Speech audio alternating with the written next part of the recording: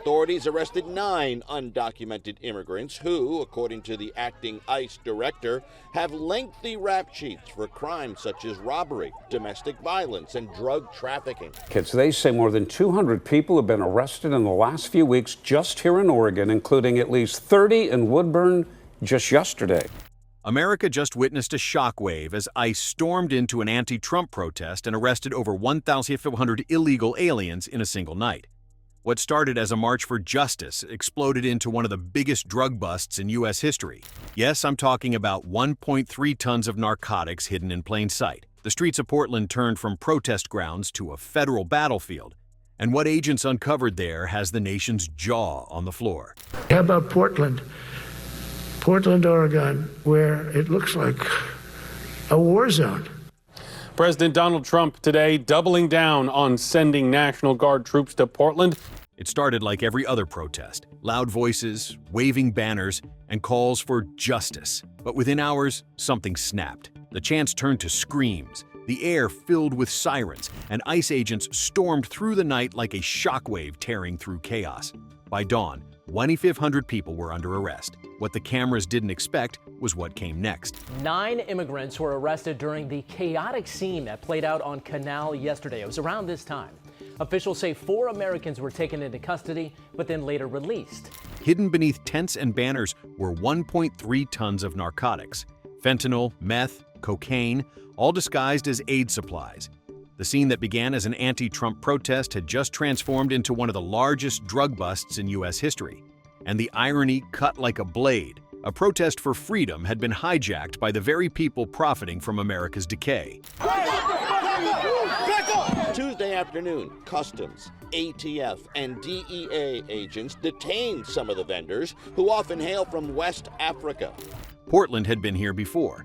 The flashpoints, the outrage, the blue line on the pavement marking the edge of federal property. All of it was a replay from the chaos of 2020. But this time, the stakes were nuclear. Back then, Oregon officials had accused federal agents of aggression, parading cropped and silent footage that showed arrests without warnings, violence without cause. But when uncut clips surfaced, the story flipped. Federal officers had issued clear commands. Protesters had crossed into restricted zones, throwing projectiles and flashing high-powered lasers into officers' eyes. The blue line wasn't a metaphor. It was a border, and crossing it meant war. Videos all filmed in the same month, all showing the new reality of law enforcement and immigration policy in Donald Trump's America. Barry, at least people were taken into custody by federal agents. I want to show you what is happening right now. It is pretty calm as those protesters gather outside of this ICE building, but we have not seen the amount of aggression from ICE agents in the last couple of days compared to tonight. In fact, for years, Oregon played this dangerous game of denial, painting the feds as villains while shielding those stirring the flames.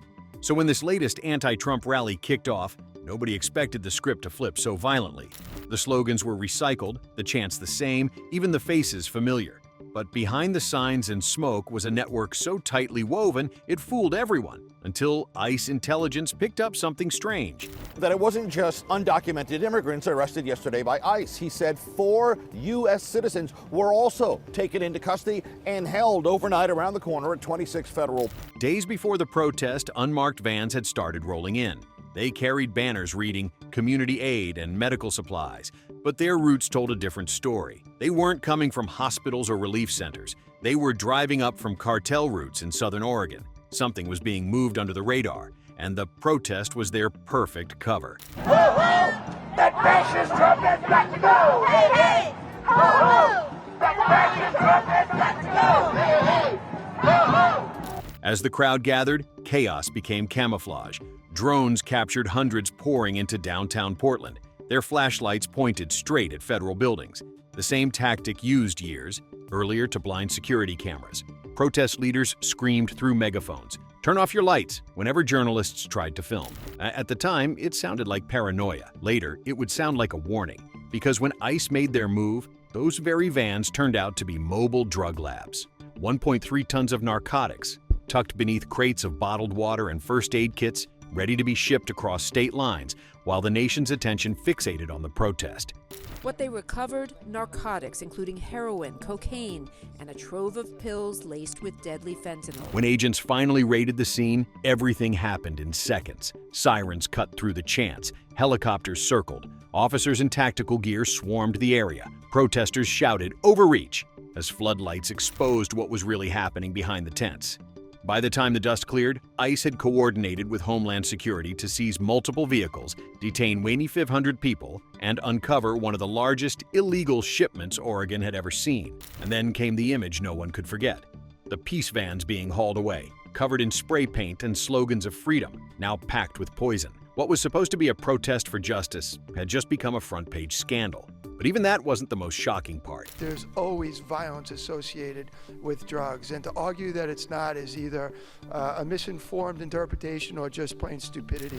When the evidence hit Washington, the connections were undeniable. Many of the people arrested weren't first-timers. They were repeat agitators, the same individuals caught in federal clashes years ago. The overlap was chilling. The same tactics, the same symbols, the same media manipulation. It wasn't chaos, it was choreography, and the deeper federal investigators dug, the clearer the pattern became. Cartel networks were piggybacking on political unrest, moving shipments through no-go zones created by protest chaos. The line between activism and exploitation had officially been erased. President Trump overstepped his authority by federalizing Oregon's National Guard. Then came the spin. Within hours, Oregon officials called it federal overreach again. The governor's office accused ICE of targeting peaceful demonstrators, and state media jumped on the narrative. The footage they played was predictable: shaky, silent, cropped. No mention of the vans, no mention of the drugs, just another cycle of outrage packaged for television. That same playbook from 2020, replayed frame by frame. But this time, the feds were ready.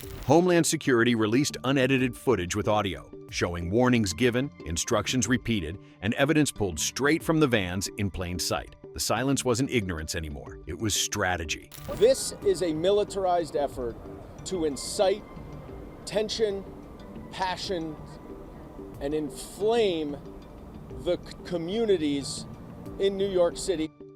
Oregon refused to call in the National Guard despite the growing unrest. For them, it was never about order, it was about optics. But outside the state, America was watching. And the question was echoing: how deep did this go? Because 2,500 arrests don't happen by accident, and 1.3 tons of narcotics don't move themselves. The story was unraveling faster than the state could bury it. And that's when two old names reappeared, the ones who had been there since the beginning.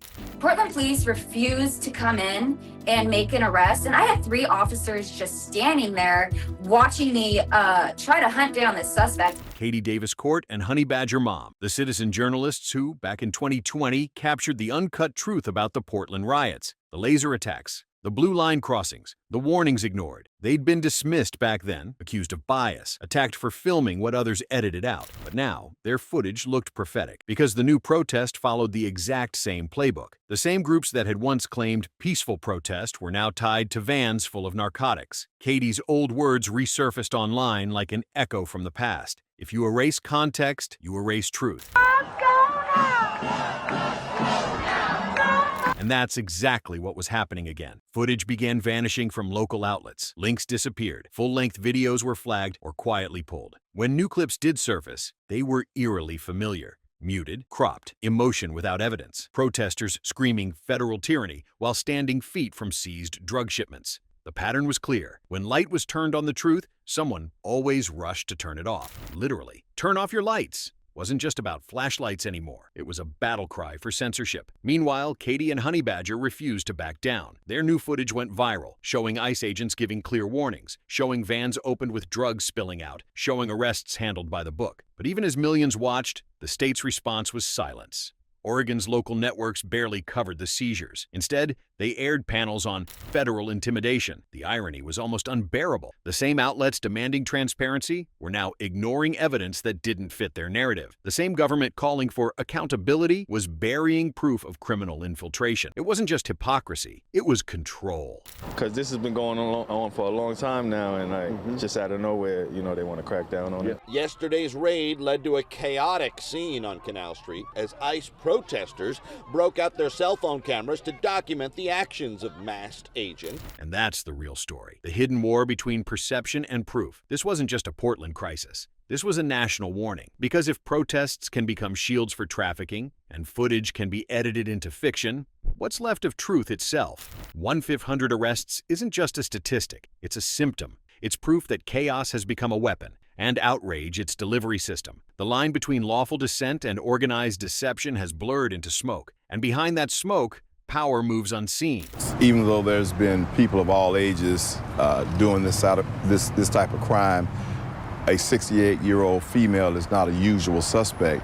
The blue line, once meant to protect both sides, had become a battlefield marker again, a symbol of how fragile order really is. Every protest, every chant, every edited clip wasn't just a story of defiance. It was a tool in a larger game. Because when outrage becomes profitable, chaos isn't accidental. It's engineered, and that's the haunting part. This wasn't about Trump. It wasn't about ICE. It was about how far manipulation can go before truth collapses completely. Tensions are running high across the country over immigration raids and National Guard deployments. The courts are now getting involved as residents fight back. By the time the dust settled, Portland was divided in two. Those who believed the FAF arrests were justified, and those convinced it was tyranny. But both sides were missing the point. The real story wasn't about who was right. It was about who was hiding, who funded the protest vans, who coordinated the shipments, and why did the state suppress the drug connection? The silence was deafening, the same silence that filled the old clips, stripped of sound to hide the truth. Only now, that silence had spread beyond footage. It had swallowed the narrative itself, and maybe that's the most dangerous part. Because every time truth is edited, every time context is erased, someone benefits. The chaos wasn't just in the streets anymore. It was in the story. The manipulation wasn't random. It was systematic. The blue line wasn't just a border between property and protest. It was the last dividing line between reality and illusion. Now they're saying these arrests are not about public safety, but instead about fear. As night fell on Portland again, the city felt haunted, not by ghosts, but by patterns. The same mistakes, the same players, the same silence. A cycle repeating so perfectly it almost felt intentional, because maybe it was. And that's where this all leads, not to closure, but to a question that refuses to die. Was this justice or a setup? Were protesters victims or pawns in a game too big for them to see? The drugs are real. The arrests are real. The silence is real. And yet, truth remains buried under edits, headlines, and hashtags. America isn't facing a protest problem anymore. It's facing a truth problem. Because peace doesn't start with chants or slogans. It starts with honesty. And if you silence half the footage, you silence reality itself. That's what this all comes down to. Not politics, not sides, but something much simpler. How much truth can a nation lose before it stops recognizing itself? So here's the real question. After everything, the arrests, the seizures, the lies, the silence, what happens the next time the blue line is crossed? Will it be justice again? Chaos again? Or something far darker waiting just beyond the cameras?